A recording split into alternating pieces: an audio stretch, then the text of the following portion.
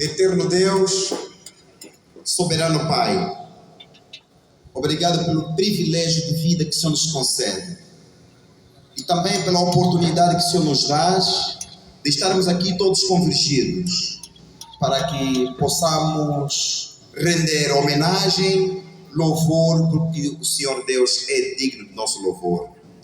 Assista-nos, Senhor Deus, que o poder do Espírito Santo seja com cada um de nós e que possamos sair daqui, depois da sua palavra estudada, transformados e continuarmos a acreditar na sua segunda volta.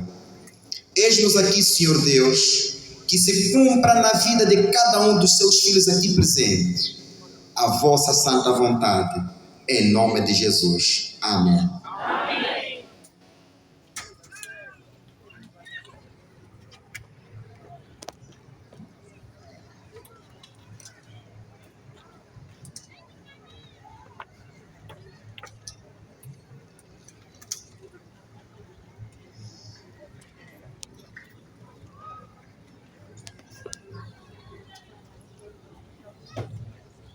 Na igreja de Kazenga, eu não sou bem-vindo, eu dou boas-vindas. Porque a igreja de Kazenga é o meu primeiro amor do ministério.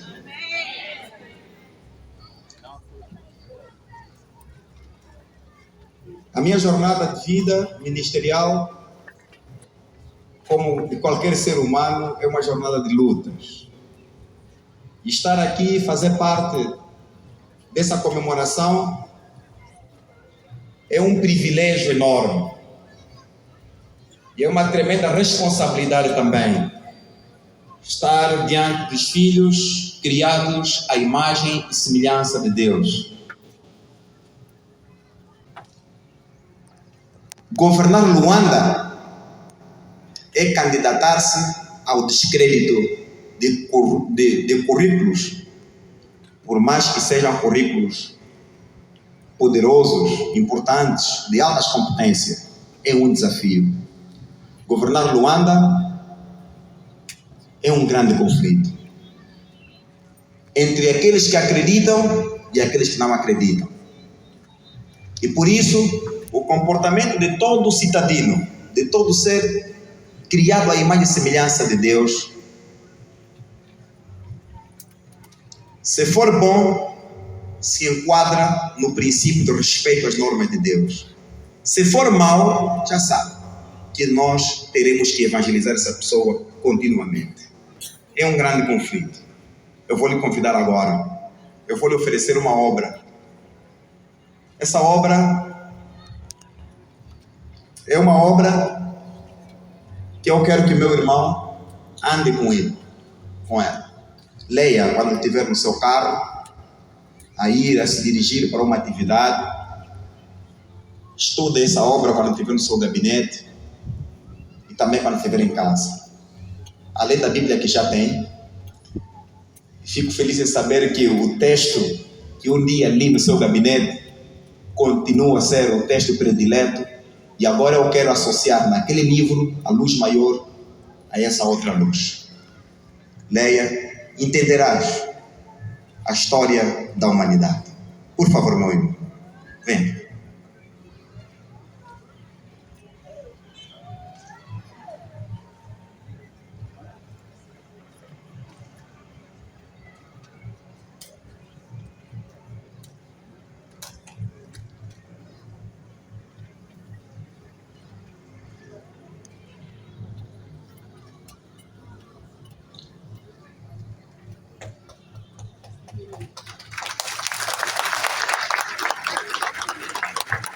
Essa obra é para si.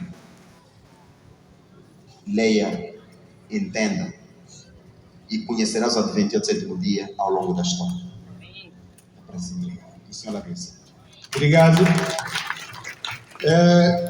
O pastor Teixeira 20, a quando da nossa nomeação, creio que um mês depois, visitou-nos no gabinete e recebemos com muito agrado e ofereceu-nos uma Bíblia. Portanto, essa Bíblia, pastor, continua no meu gabinete e sempre que eu entro para a minha sala, eu o leio, mas ela está sempre aberta na página em que o pastor leu para mim. Toda vez que eu leio, não a fecho, mantenho-a naquela página. No livro de Daniel, penso capítulo 2, que fala que é Deus que remove, que coloca, e é Deus que remove. O que significa dizer, e eu, aliado a isto, tenho um princípio. Eu já estou exonerado desde o primeiro dia que me nomearam. O que significa dizer que os cargos não podem fazer a nossa cabeça. E buscamos toda a força em Deus. O livro de Coríntios, capítulo 4, 2 Coríntios, capítulo 4, versículo 8 em diante, é um dos versículos que eu procuro sempre ler e buscar forças. Atribulado, mas não angustiado.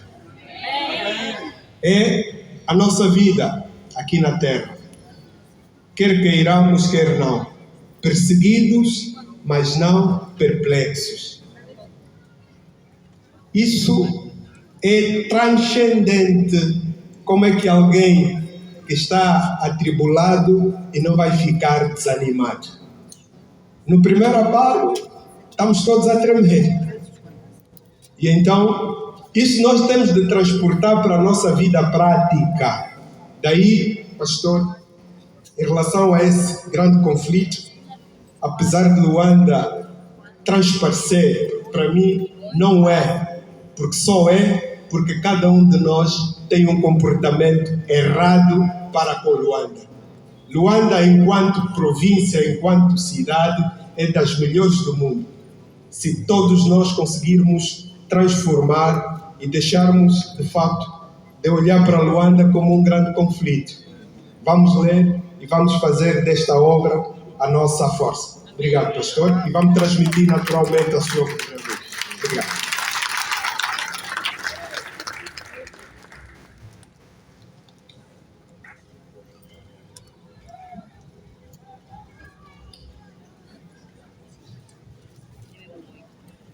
Obrigado. Amada igreja, prezados irmãos em Cristo Jesus, todos nós temos responsabilidades. Durante a semana, tiveram mensagens com o pastor Jorge Barroso Bonito, que foi pastor dessa igreja, que terminaram com batismos. E eu quero dizer para os irmãos que é mais uma obra na jornada de evangelização. Estamos gratos todos pelos 50 anos, por esse jubileu. O jubileu representa uma comemoração especial de perdão de pecados, reconciliação e caminharmos juntos numa mudança da cosmovisão, do errado ao certo, do mal ao bem, do perene, que é o lugar em que nós todos vamos. Prezados irmãos, prezada igreja, 50 anos de evangelismo no Kazenga. Essa igreja nasceu de um período muito conturbado, de um período significativo, de um período também de reflexão, da segregação racial. Essa igreja é uma igreja que tem história.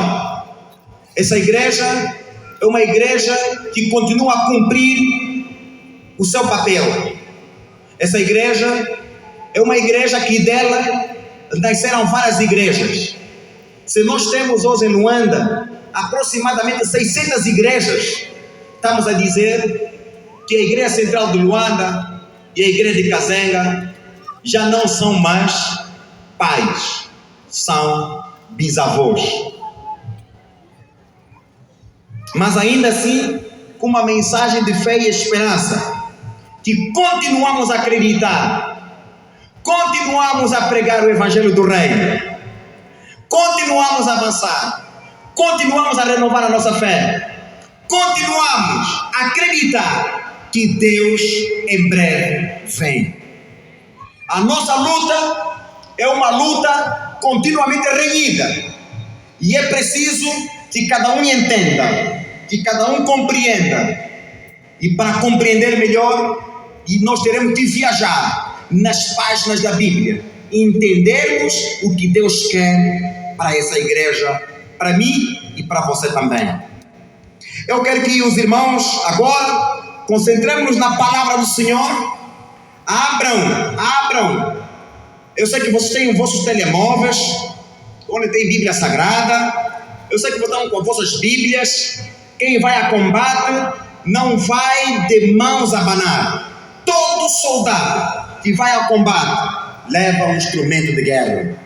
E o instrumento de batalha nesta terra, enquanto cristãos que acreditamos na cruz de Cristo, que acreditamos no sangue vertido pelo nosso Senhor Jesus Cristo, temos a Bíblia Sagrada como armadura, como a nossa arma, como escudo também, como a espada. Ela nos defende, a Bíblia, e também com ela nós desferimos os golpes necessários ao inimigo vencido na cruz. Abram, por favor, comigo o texto que nós encontramos em Apocalipse capítulo 4. Apocalipse capítulo 3. Apocalipse capítulo 3, tome nota desse texto. Diz a palavra do Senhor: venho sem demora. Entendam? A carta dirigida à igreja em Filadélfia, ao aprisionado João, na ilha penal chamada Pátamo, recebe a mensagem do reino, as revelações dos últimos acontecimentos da humanidade. E a palavra dirigida a ela, a igreja de Filadélfia, na passagem 11, diz: venho sem demora. O Senhor vem. E o que é que diz aos seus filhos? Conserva o quê? O que tem. Fale mais alto. Conserva o que tens. Ou seja, guarda o que tens. Conserva o que tens, para que ninguém tome a sua coroa. A coroa da vida está guardada, reservada para todo ser criado à imagem e semelhança de Deus. Amém? Essa coroa só vai desaparecer, só vai se perdê-la, se não conservares a fé pela qual tu vives hoje. A igreja adventista do sétimo dia crê na segunda volta de Jesus Cristo. Essa é uma mensagem que tem desvanecido dos púlpitos de muitas igrejas. Essa é uma mensagem que hoje não se prega sobre a iminente volta de Jesus Cristo. E nesse jubileu continuamos a acreditar e continuaremos a pregar sobre a iminente volta de Jesus Cristo. Ele vem, e Ele vem, e Ele virá com poder e grande glória. Abram comigo o texto do capítulo 1 de Apocalipse. Apocalipse capítulo 1 diz, no verso 7: eis que vem com as nuvens, e todo olho fará quê? O verá. Todos terão o privilégio de contemplar das nuvens dos céus a vinda gloriosa de nosso Senhor Jesus Cristo. E sabem, aqui a inclusão da observação da volta de Jesus Cristo, a inclusão de todos que verão Jesus Cristo. Aqui todos verão Jesus Cristo vindo das nuvens dos céus, com poder e grande glória. E sabe, os salvos, os perdidos, verão Jesus Cristo vir das nuvens dos céus. Sabem, até mesmo aqueles que desacreditaram em Jesus Cristo, até aqueles que o mataram, até aqueles que o crucificaram, testemunharão Jesus voltar à busca dos seus queridos, comprados com sangue derramado na cruz. Amados irmãos, a nossa vida é de combate permanente e contínua de dia a dia, 24 horas ao dia, porque Jesus Cristo nos atende todos os dias, 24 horas ao dia. E qualquer que seja a dificuldade e o desafio da vida, Jesus está pronto a responder-nos. Jesus é presente na nossa vida, Jesus é presente na nossa jornada, Jesus é presente na nossa caminhada rumo às mansões celestiais. Quando ele diz que ele vem com as nuvens e todo olho verá, até quantos ultrapassaram, e todas as tribos da terra se lamentarão sobre ele, certamente. Amém. Assim diz o Senhor Jesus Cristo. São palavras fiéis e verdadeiras que nós lemos no compêndio dos cristãos da Bíblia Sagrada. Mas, queridos irmãos, para que nós tenhamos o privilégio, a honra de recebermos da mão do Criador, do Salvador, a coroa, nós temos que ser e entendermos a palavra do Senhor. E entender a palavra do Senhor é andar nos caminhos da paz, é andar nos caminhos da luz, é andar nos caminhos da concórdia, da misericórdia, do amor, dos valores não relativos, dos valores absolutos que a humanidade precisa.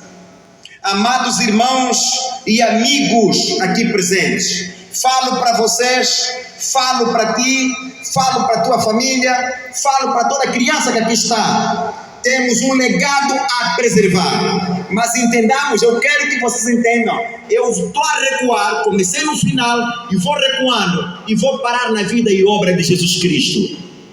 A vida e obra de Cristo é uma vida não bem estudada pelos seres humanos. Os homens odiosos excluíram a vida e obra, o conhecimento de Jesus Cristo. Excluíram a vida e obra de Cristo das grandes academias. E todos nós estamos aqui, sábios, cultos, que cruzaram os centros acadêmicos, as grandes academias, sabem que nas academias obtivemos os títulos de mestres, de licenciados, de doutores e tantos outros títulos, fruto do estudo da vida e obra dos filósofos, Platão, Sócrates e tantos outros. E esses homens finitos morreram, e não sei se alguns deles hão de ressuscitar para a vida eterna. E são esses que moldaram o nosso caráter, o nosso modo de ser e de estar na sociedade. Hoje é orgulhoso a pessoa levantar e dizer que dizia Sócrates, e todo mundo olha como sabe, como pessoa que leu.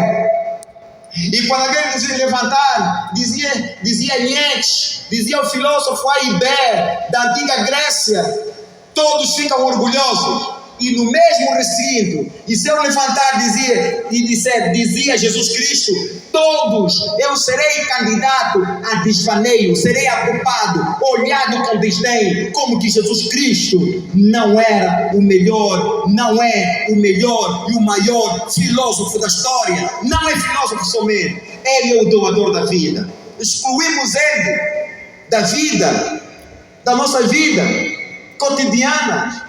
Excluímos Jesus Cristo da nossa jornada de vida contínua. Excluímos Jesus Cristo, sabe, das academias. E Jesus Cristo hoje não nos dá o título de doutor, infelizmente. Seria em nome de Jesus Cristo. Eu quero declarar aos graduados agora: recebam o diploma, porque vocês combateram aqui na academia, venceram a dificuldade da academia, que é característico em qualquer academia do mundo. Infelizmente, nós temos o mundo em conflito porque nós excluímos Jesus Cristo. Pena, vergonha, é doloroso. E hoje, quando falamos de Jesus Cristo, os pastores são desdenhados, somos olhados como a classe mais baixa, como a classe mais desprezível. Mas não é, querido.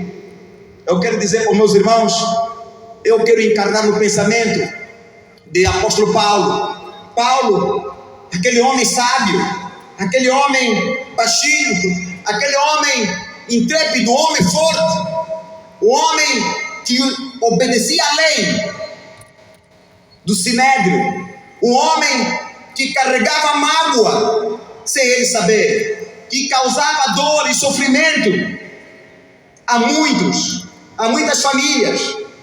Esse apóstolo Paulo, esse Saul ontem e apóstolo Paulo depois, de grande para pequeno, foi transformado pela palavra do Senhor, pelo encontro com o Senhor. Amados, é esse homem que eu quero que vocês agora leiam também o texto. Vejam o que ele escreveu no texto escrito por ele para o jovem Timóteo. No capítulo 1 de 1 de Timóteo, ele escreve: Paulo, apóstolo de Jesus Cristo, pelo mandato de Deus, nosso Salvador, e de Jesus Cristo, nossa quê? Esperança. Nossa esperança. A Timóteo, verdadeiro filho na fé, graça, misericórdia e paz da parte de Deus e Pai de Jesus Cristo, nosso Senhor. Olham que esse homem, o mais velho Paulo, escrevendo para o jovem Timóteo, o adolescente no ministério, ele o encoraja no capítulo 4, por favor. Abramos o capítulo 4.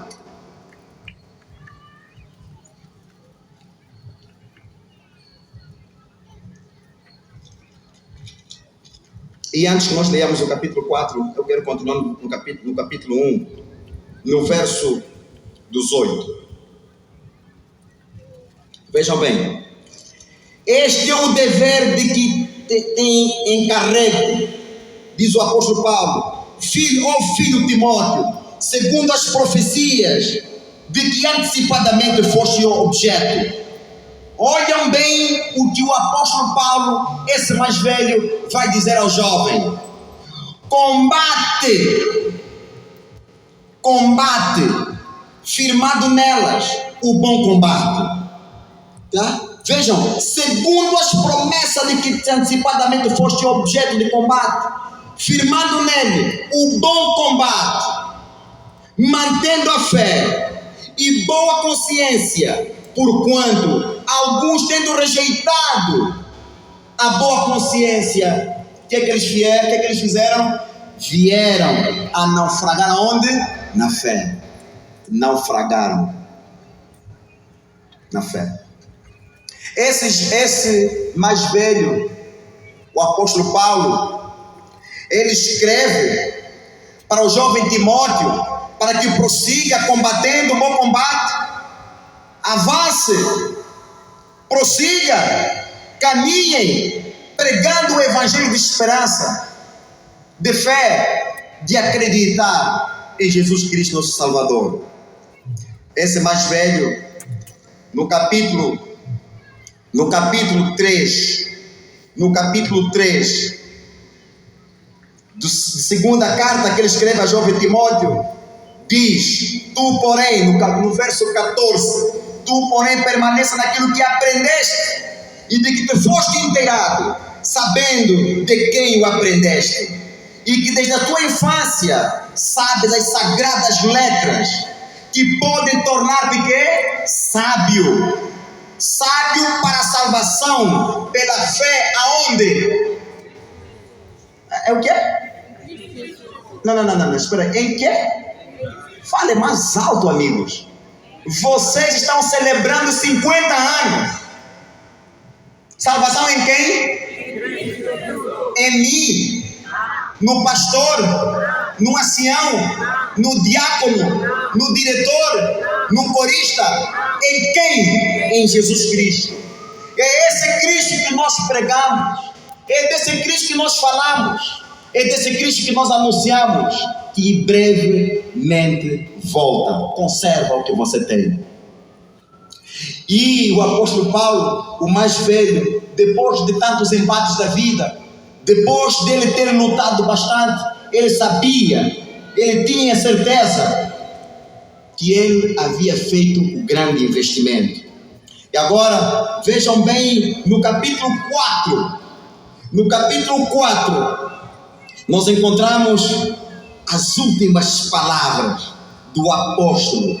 E ele já previa o seu martírio, ele previa a sua morte, ele previa o seu fim. E ele ainda continuava aconselhando, mesmo em alta idade.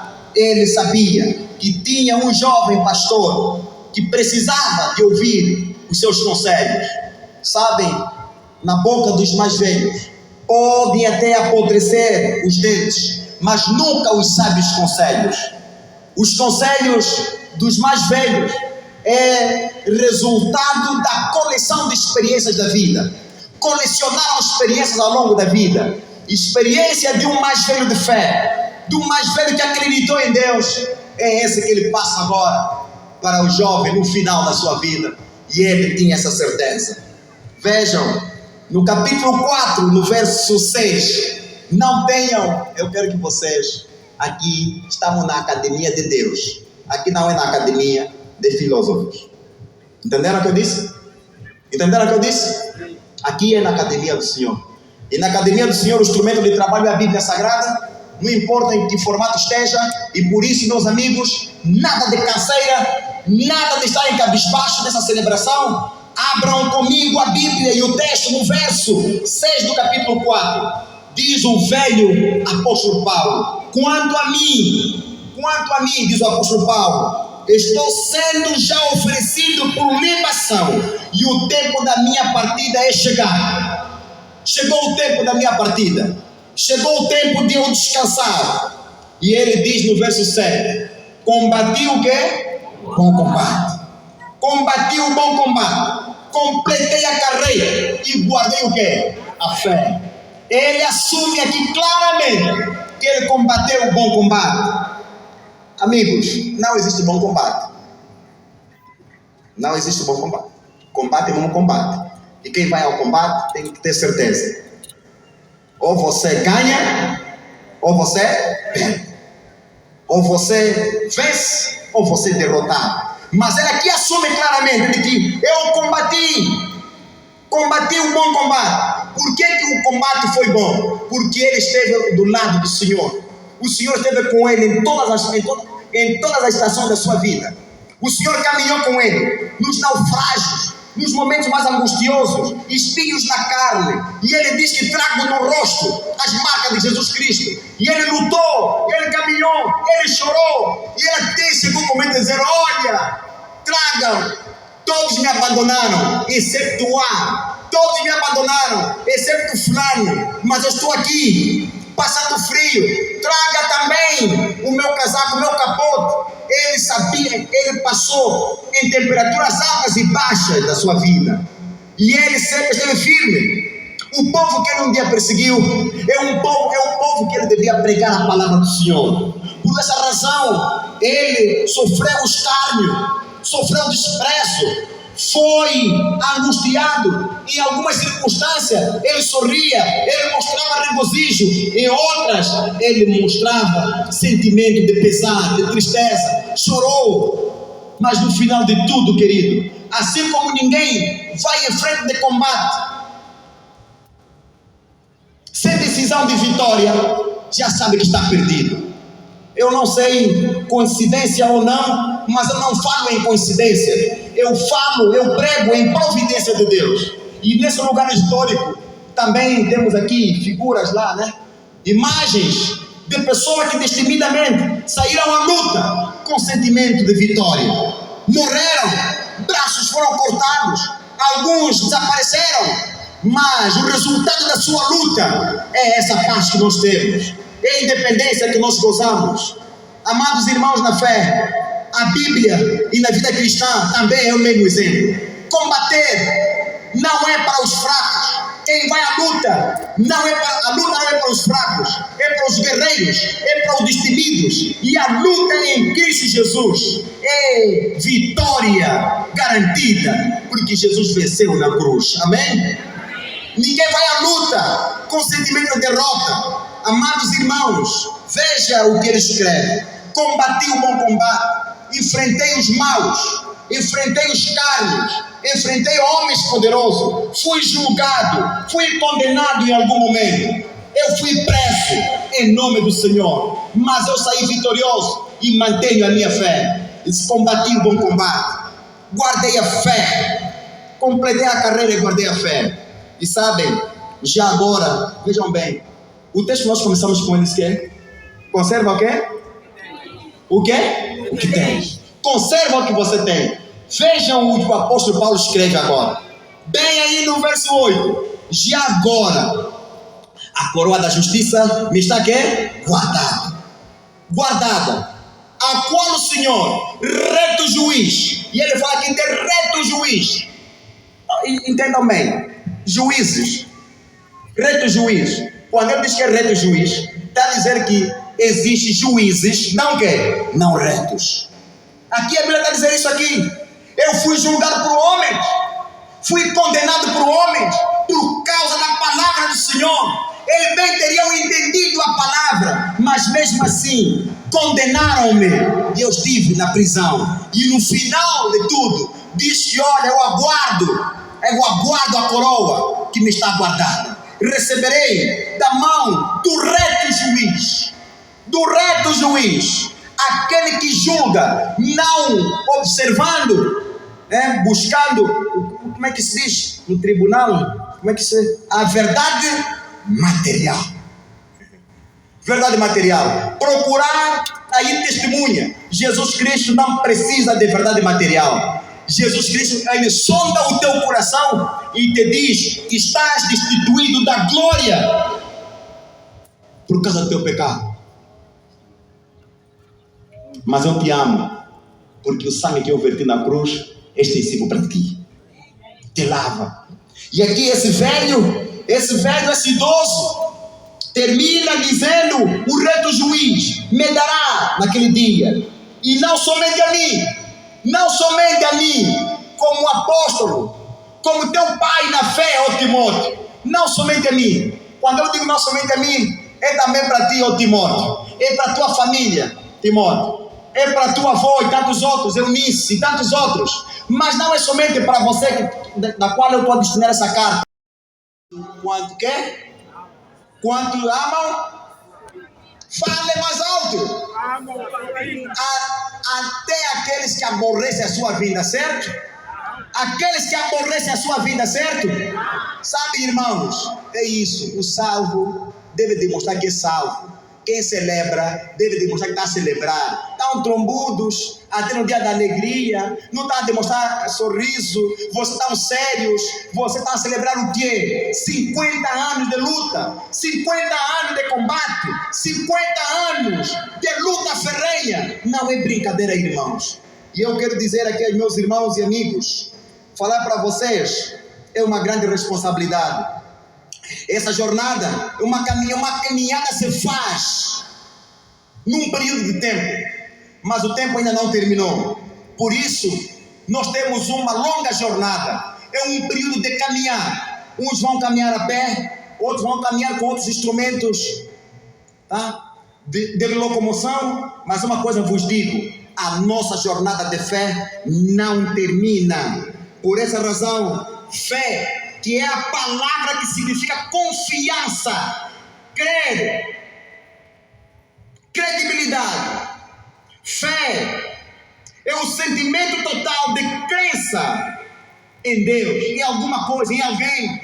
E nós cremos, quando nós falamos aqui de fé, estamos a dizer elevar os níveis de crença, não no homem, de crença não é objeto, mas em Deus. Ter fé implica uma atitude contrária à dúvida, e está intimamente ligada à confiança, e precisamos acreditar nisso. Em algumas situações, como problemas emocionais, físicos, ter fé significa ter esperança também. Precisamos ter esperança de que algo vai mudar em nossa vida. Amados, e nós lemos aqui quando o apóstolo Paulo descreve sobre os naufrágios na fé. Desaparecimento, afundamento, perda de uma embarcação. O apóstolo Paulo vai buscar aqui imagem marítima. de homens navegantes, em embarcação de pequena ou grande escala, em pequenos ou grandes navios, e ele busca naufrágio. E por que ele fala em naufrágio na fé? Situações complexas da vida nos levam por vezes a naufrágios. Naufrágios que é o desaparecimento, o afundamento, a perda de uma embarcação, de um navio em alto mar. Também implica em sentido figurado, insucesso, fracasso, decadência, queda ou ruína. Mas nós não fomos criados para a ruína, para quedas. Nós fomos criados para a vida eterna. O pecado nos leva à ruína, sim, mas ainda assim existe escape. Solução: Jesus Cristo. Amigos, nessa hora, nesse dia de comemoração do nosso jubileu, eu quero dizer para os meus amigos: comemoramos esse jubileu com duplo sentimento. E concentre-se bem a mim. Olhem bem para mim. Sabem, com duplo sentimento. 50 anos passados.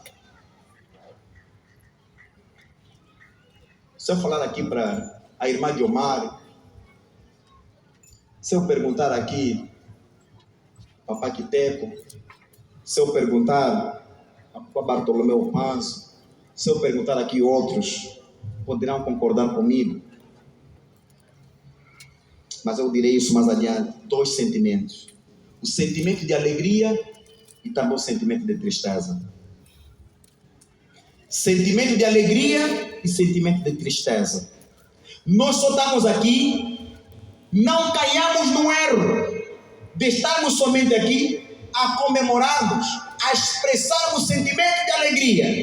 E por vezes, quando nós estamos intimamente ligados a comemorações, nos esquecemos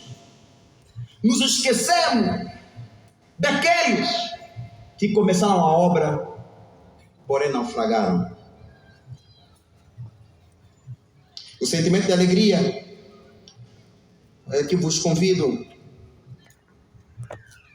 para a revisão do procedimento individual e coletivo, de análise retrospectiva, de análise introspectivo e de projeção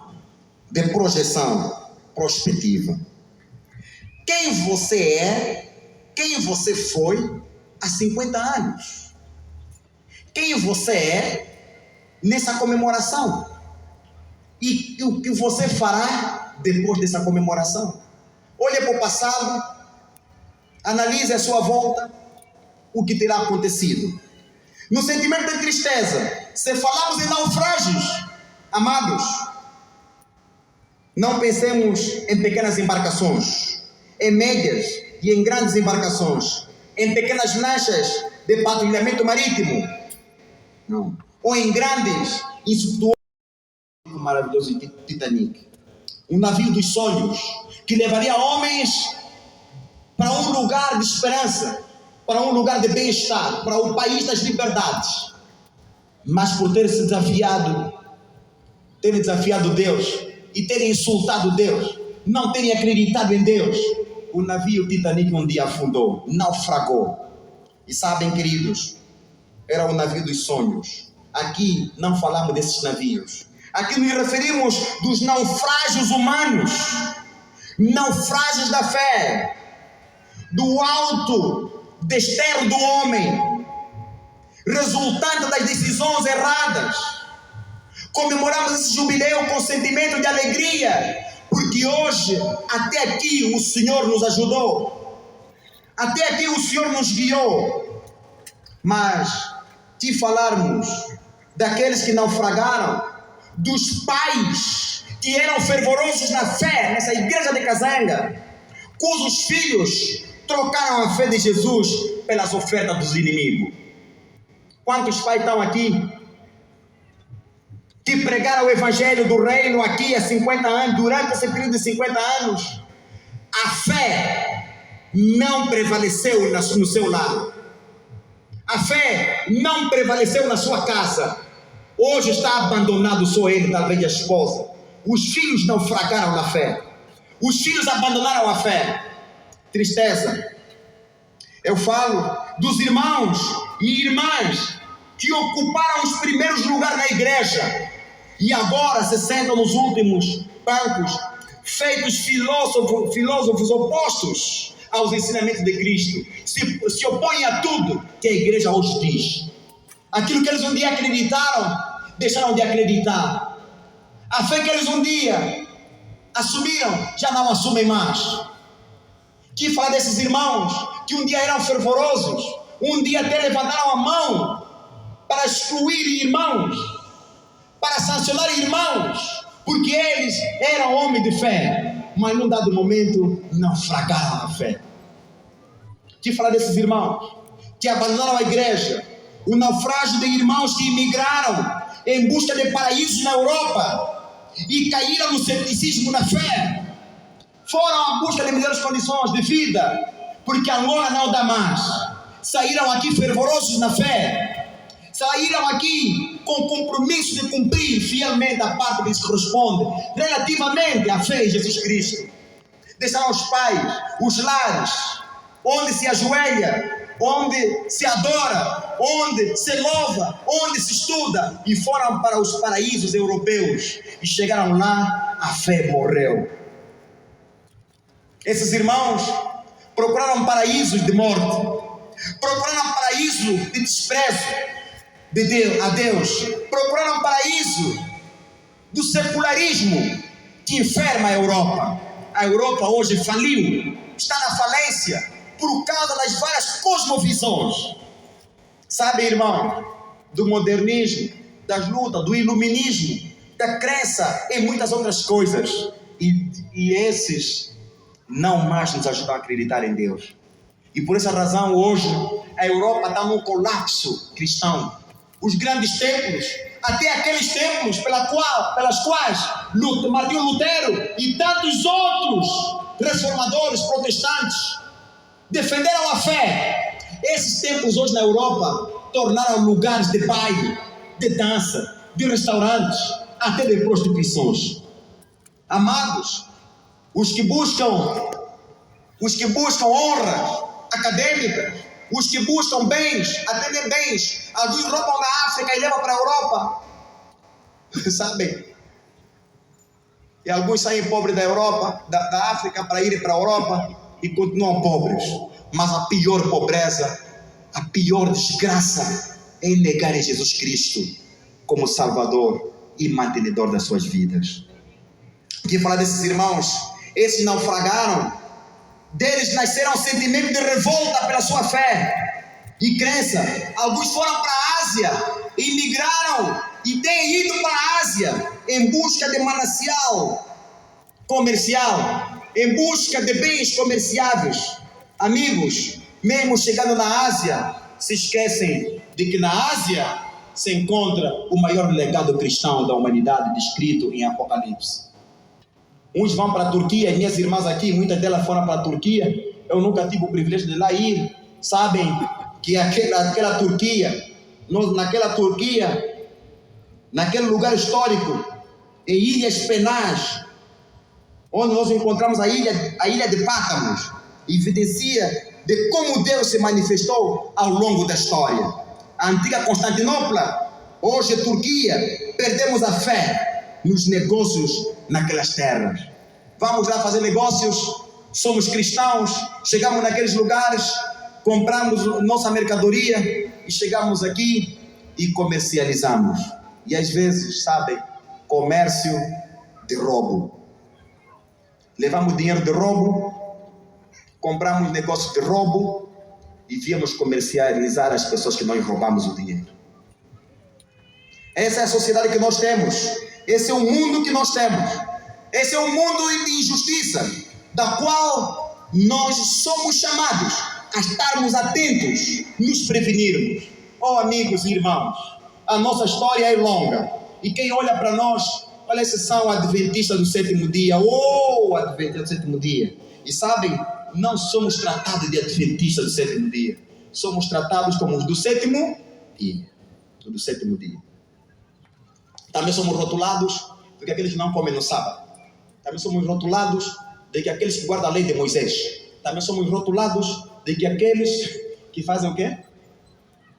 Fale mais. Não comem carne de porco. Somos rotulados de que aqueles que são muito achados. Somos rotulados de que aqueles que se acham os melhores que os outros cristãos. Não. Não. Amigos, Jesus morreu para todos. Por toda a humanidade. Os adventistas constituem um povo que luta pela verdade. Um povo que mantém a sua chama da verdade. Ah, não, mas pastor, calma. Pastor, aqui alguma coisa que não bate bem. E os outros? Não sei. Não sei. Eu não posso acusar outros. Não posso acusar outras igrejas. Todas elas têm membros fiéis. Todas elas adoram o Senhor. Agora só que me resta saber se adoramos em espírito e em verdade. Porque a Bíblia diz o seguinte: conhecereis a verdade vos libertará.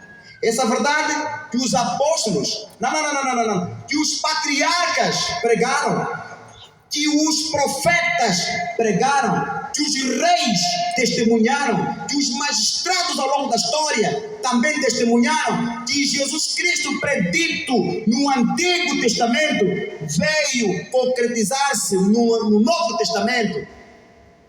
Sabem que a Bíblia se resume em uma só palavra. Tanto o Antigo como o Novo Testamento é uma só palavra. Qual é? Aliança. Esse é o resumo da Bíblia. Aliança. A antiga aliança. E que? E a nova aliança. Nós chamamos isso o Antigo e o Novo Testamento. Testamento de quem? De Deus, nosso Criador. Nós, quando falamos em Bíblia Sagrada, quando falamos em esquadrinhar a palavra, lembra o que diz João?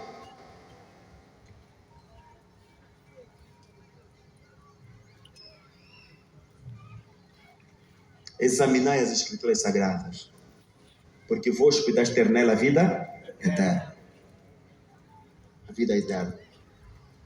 Amados, eu gostaria de que os irmãos pudessem abrir o texto de Mateus. Mateus capítulo 13.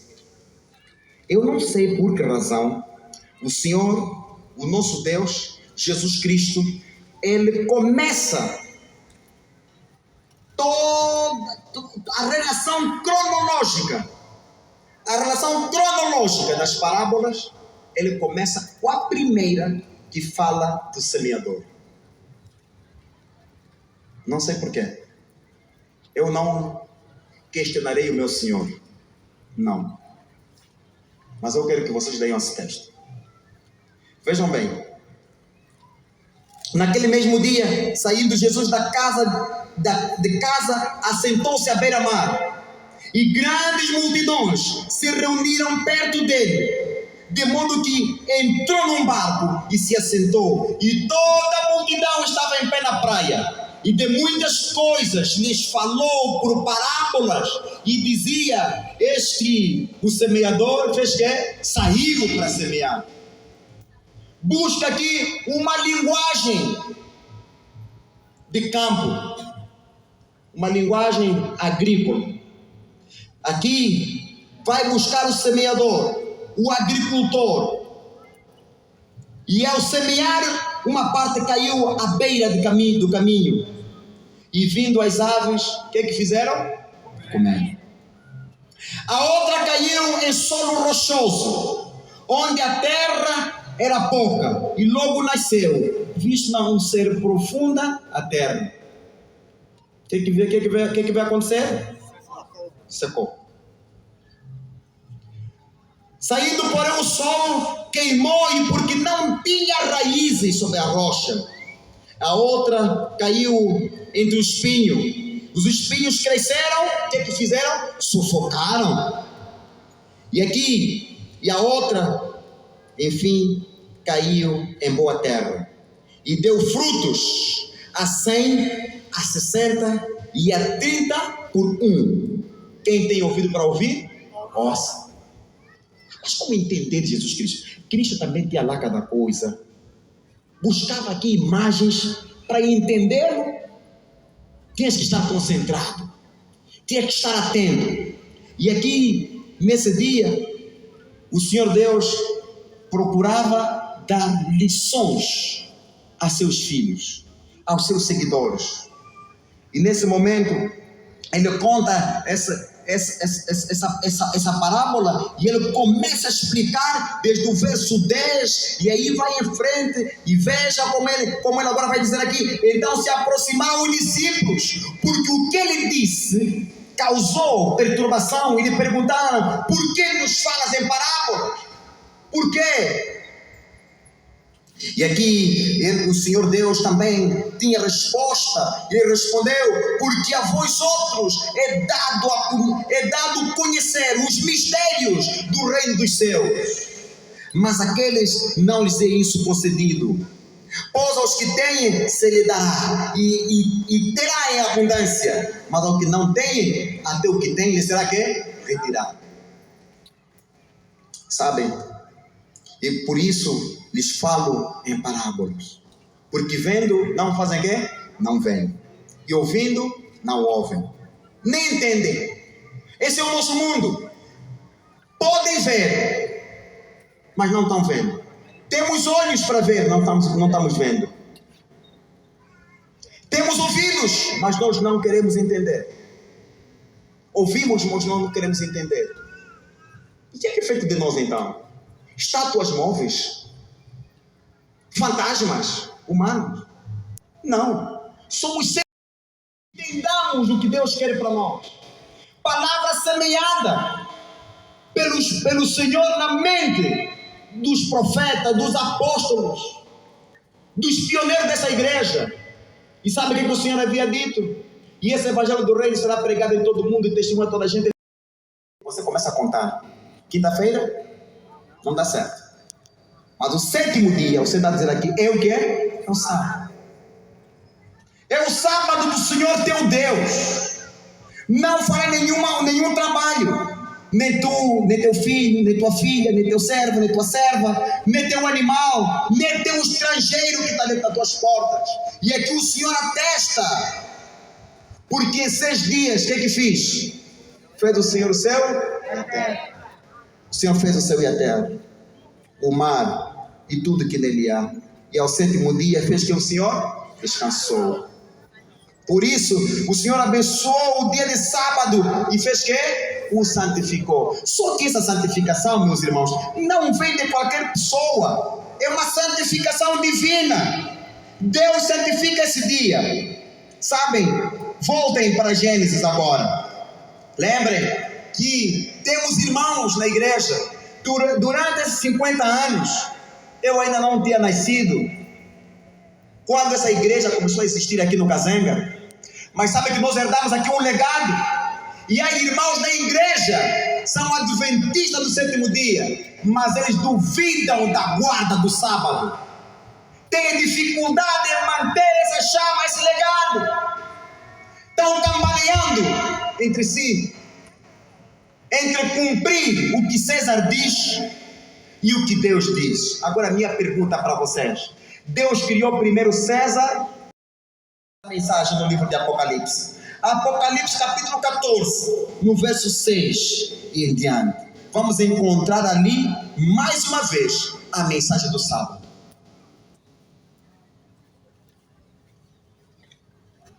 Amados, diz a palavra do Senhor, espero que vocês já tenham encontrado. Vi outro anjo voando pelo meio do céu, tendo o evangelho eterno, para pregar aos que se assentam sobre o quê? A terra. A cada nação, tribo, língua e quê? E povo, dizendo em grande voz: temei a Deus e dai-lhe glória, pois é chegada a hora do seu juízo. Adorai aquele que fez o céu e a terra, o mar e as fontes das águas. Esse texto nos remete ao livro de quem? Gênesis, onde Deus cria o céu e a terra. E é lá no livro de Gênesis onde também encontramos a descrição de como nós fomos criados e como o sábado também tornou evidente para nós.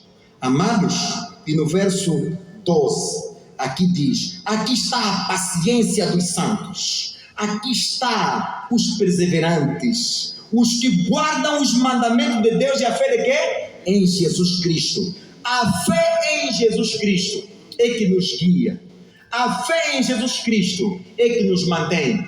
A fé em Jesus Cristo é que nos conduz. A fé em Jesus Cristo é que nos mantém firmes. Amada irmã, amado irmão, na igreja temos problemas, sim. Não é porque nós não avisamos, não falamos. Eu quando falava aqui com o senhor governador, vice-governador, o meu irmão, falem, o povo olha bem para o mundo, olha bem para o mundo. Esse povo que está ali nas ruas é povo que custou o sangue de Cristo. É o povo orientado. Sois vocês mesmos que estão aqui a ouvir a palavra do Senhor, de não matarás, não desobedeçam aos pais, não façam aquilo, não façam aquilo. Somos nós, sois vocês que estão aqui a me ouvir. Mas sois vocês mesmos que vão para a rua e desobedecem. Vão para a rua e não querem optar pelo bem. Vão para a rua e mentem, roubam, matam. Sabem, hoje na igreja, aqui, nós falamos de morte na igreja, falamos de morte física e também falamos de morte espiritual. Há irmãos que morreram espiritualmente. Há irmãos que enfraqueceram. Há irmãos que trocaram a igreja com lugar de baile. Há irmãos que trocaram a igreja com satisfações materiais. Há irmãos que trocaram a igreja com cargos políticos, com cargos administrativos em qualquer lugar. Há irmãos que trocaram a igreja com a fama do mundo. Há irmãos que trocaram a igreja com toda sorte de bens do mundo. Mas sabem, nos simulam e vêm para a igreja. Em teu nome começamos. Começa, mas não começa nada na vida dele. Não tem recomeço nenhum. Há irmãos, sabem, eu volto. No ano em que fui colocado nessa igreja, em 2000, como pastor integral da mesma depois do estágio, conheci aqui irmãos. Irmão Carvalho, onde é que anda? Onde é que anda? Descansa no Senhor. Eu tenho a imagem dele, desse pai. Ele sentava lá no último banco, não como analista, filósofo oposto à verdade bíblica, mas como conselheiro e pai. Um dia, o irmão Carvalho ligou para mim, disse: pastor, eu tenho mais novo, aos 90 anos. Pastor, os meus netos reabilitaram a minha casa. Eu não vou entrar para essa casa sem a tua presença, meu amigo. Nesse dia, eu preparei-me no meio de semana e eu fui para o Marçal. No Marçal, não é? Aí no Marçal. Fui para lá. Ele disse: não receba a chave de mim. Eu recebi a chave do neto e eu abri a porta da casa dele. Sorrimos, ficamos ali, cantamos, oramos. E sabem, irmãos, sempre me dando conselhos. Meu filho, prossiga com essa igreja. Não desfaleça. Caminhe com essa igreja. Sois os nossos pais. Ele olhava para mim, na qualidade de neto até, não de filho, me dando conselho. Foram os últimos conselhos, até que fomos enterrá-lo. Outro dia, recebi a chamada do nosso mais velho, bem próximo aqui, mais velho Ferreira. Era o Guimarães ligando para mim: mais velho Ferreira quer estar consigo. E eu fui para lá e nós conversamos. E eu me lembro, ele apresentou desagrado à igreja. Pastor, falou comigo muitas coisas. Até o dia que nós fomos enterrá-lo também. Descansa no Senhor. Irmãos que começaram essa igreja. Falo dos que ainda estão vivos, como a irmã Guiomar, a irmã Bela e tantos outros que estão aqui. Nós temos responsabilidade com essa igreja. Sabem, muitos irmãos se perderam. O naufrágio na fé pode ocorrer, mas enquanto está em vida não existe naufrágio. É um tropeçar na pedra. e lembra-te de onde você caiu. Sabe, irmãos, há irmãos na igreja que querem se colocar no lugar de anjos, mas não somos anjos. Levantam e apontam os outros na igreja. Há irmãos na igreja que querem se colocar no lugar de Jesus Cristo para julgar os outros, mas ninguém é Jesus Cristo. Há irmãos na igreja que estão sentados aqui, feitos bons, mas são maus.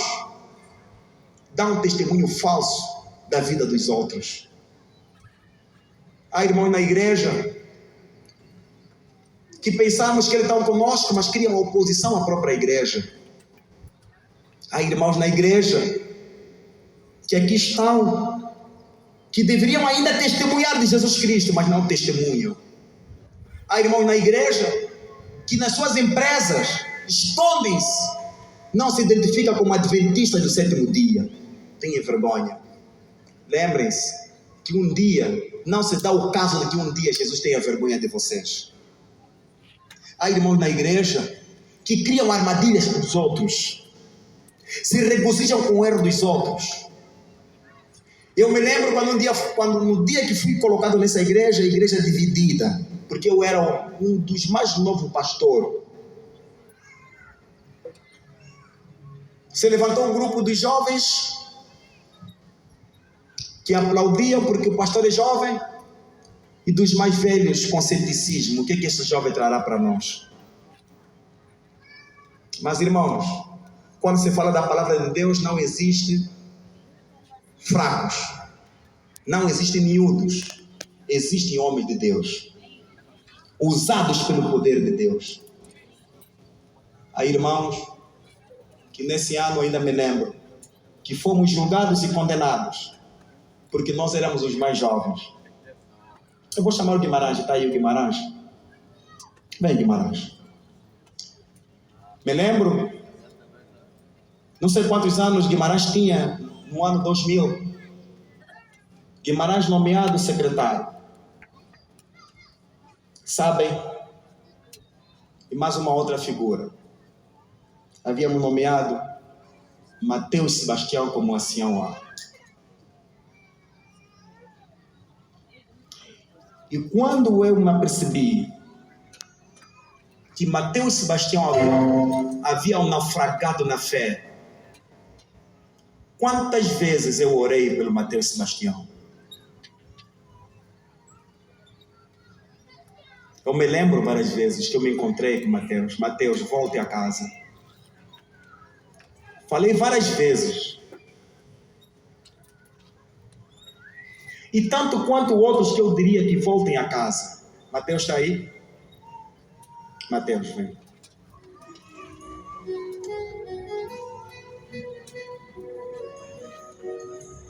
Mateus um dia naufragou na fé.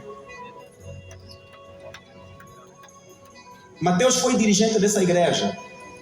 Na minha ausência, ele era o pastor dessa igreja. Esse trio, com os demais anciãos, dirigimos a igreja de Casé. Um orando pelo outro. E quando nós fomos apresentados à igreja, me lembro, éramos os jovens mais novos da igreja. Pastor miúdo, ancião A também jovem, e secretário jovem. No percurso da vida, na nossa jornada, perdemos. Naufragou na fé, mas não morreu fisicamente. Deus lhe conservou. E na semana passada ele enviou uma mensagem que eu também não recebi. Ele disse: pastor, serei batizado na comemoração do jubileu. Eu não recebi a mensagem. Até hoje nos encontrarmos e ele me dizer: pastor, eu mandei-te mensagem. Eu não acredito em coincidência, foi providência. Não recebi a mensagem. Eu disse: Mateus, batiza-te. Volte à igreja, Mateus. Esse é o jubileu. Esse pastor. Eu fui batizado ontem. E eu disse, Mateus, eu orei por você há muito tempo. Quantas vezes cruzei consigo? Eu diria mais coisas para muitos que se perderam. Para muitos que se afastaram ao longo desses anos.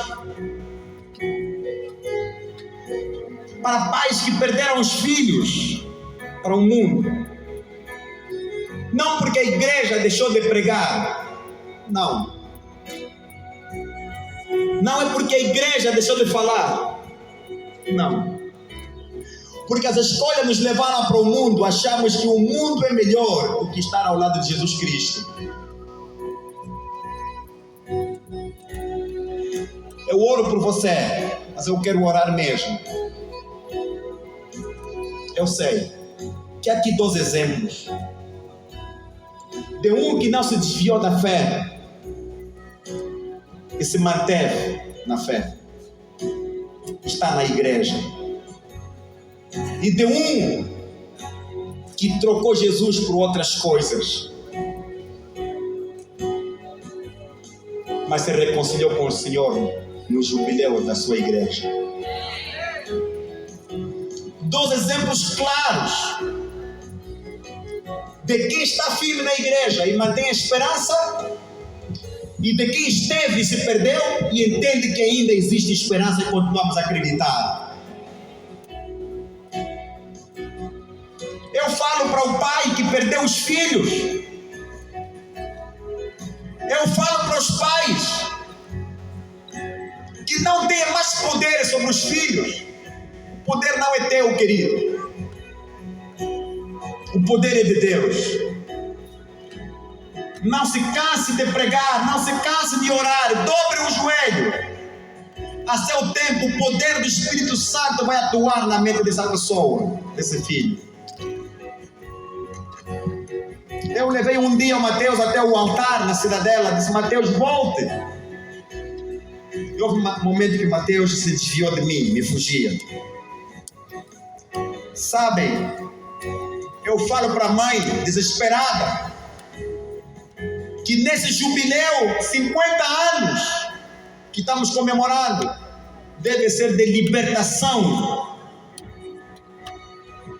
das garras do pecado e nos revestirmos do poder de Deus e continuarmos a acreditar em Deus. Eis que vem com as nuvens e todo olho verá. Estou a falar para o jovem que tem bom emprego e agora duvida da fé. Até César pode te dar emprego, mas César não vai te salvar para a vida eterna. Porque César também precisa de Jesus Cristo, do seu sangue. Eu prego por você que entenda que a vida não tem fim nesse mundo. Lembra que a vida tem fim. Mas em Cristo Jesus nós somos mais que vencedores. O inimigo não nos pode pegar para sempre. O choro do justo nunca pode durar para a eternidade. O céu olha para o choro do justo e Deus se compadece dos seus filhos. Pastores chegaram a essa igreja. Pastores saíram. Geração vem, geração vai. Não somos a geração dos melhores. Eu prego para você que abandonou essa igreja. Sabe que Jesus está voltando. Acreditem. Sabe do teu pai? Não teve ocasião mais de continuar a acreditar, porque hoje está na tumba, foi sepultado. Mas lembre, quando você tiver em vida, acredite que o sangue do Senhor, de Jesus Cristo, tem poder para si. Acreditar que Jesus Cristo, Ele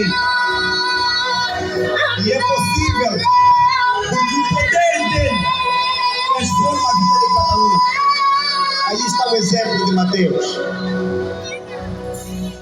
É possível que cada um de nós seja tão distante que temos dificuldade de orarmos pelos outros. Sabe? Em teu nome, Mateus.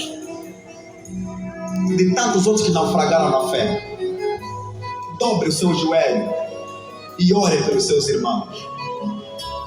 Olharia e me veio na mente Gilzua Xongota, não sei se está aqui, não sei se foi convidado, não está. Tantos outros. Mas eu quero vos dizer, meus irmãos, meus amados, 50 anos não estamos a comemorar a vida eterna. Estamos a comemorar um período só. Mas a chama do Evangelho continua. Os mandamentos são os mesmos. A Bíblia é a mesma. Eu quero, meus irmãos, se você crer, você tem essa chance de vir até aqui ao altar. Eu estarei com meus irmãos aqui, com os quais eu lutei e tantos outros. Mas eu quero dizer, eu vou chamar o meu colega, o pastor Osvaldo. Ele vai nos reconsagrar. Ele vai nos colocar no altar do Senhor. Para o pai que perdeu os filhos, lembre, não perca a esperança. Pastor Osvaldo.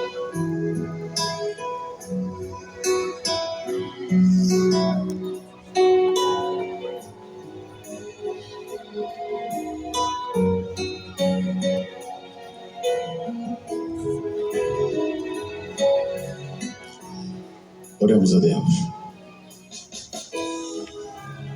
Deus eterno e nosso Pai,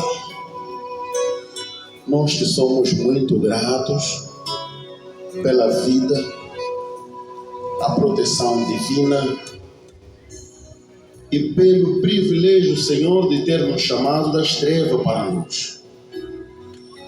Obrigado por ter nos considerado seus filhos, apesar de nossos muitos pecados.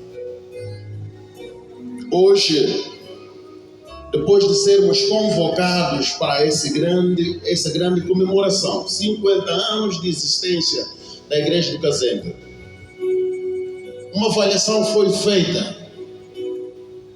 Entendemos que, por sua graça, muitos foram oficiais dessa igreja, contribuíram com seu conhecimento e hoje descansam no Senhor.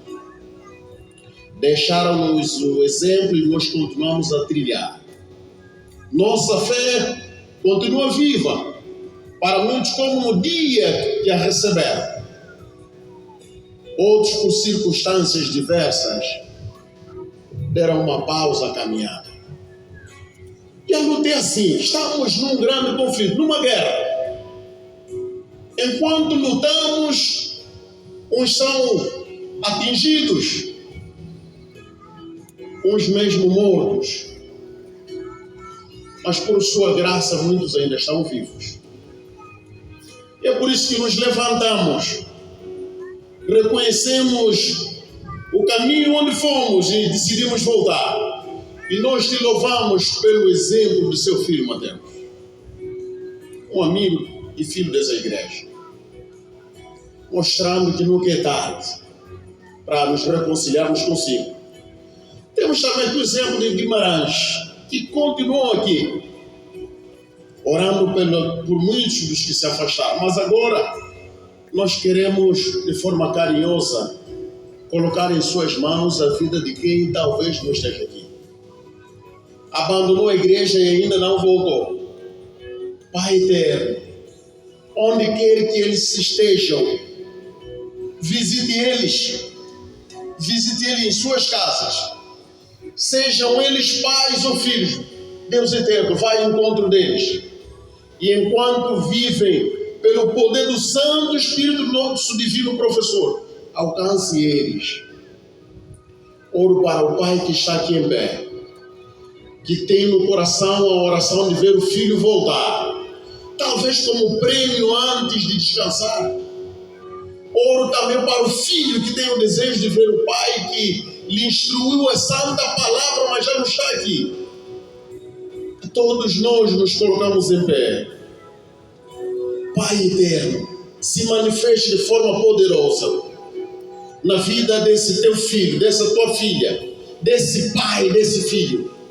Há quem esteja em frente, mas talvez há quem esteja no mesmo lugar, sentado em pé, com um sonho no coração. Eu também peço que visite eles.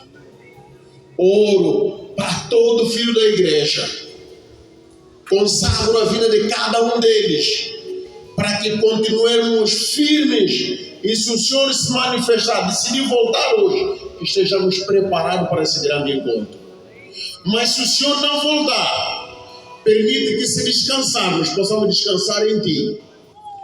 E que quando o Senhor um dia voltar, nós tenhamos o privilégio de termos um grande reencontro consigo. Deus eterno, eu oro também para os nossos governantes, o vice-governador, todos que representam a autoridade do Senhor Presidente da República. Oro para o administrador local e os administradores distritais. Todos eles são pais com responsabilidades acrescidas. Pai eterno, o Senhor que governa todos e sobre todos, visite cada um deles. Visite suas famílias.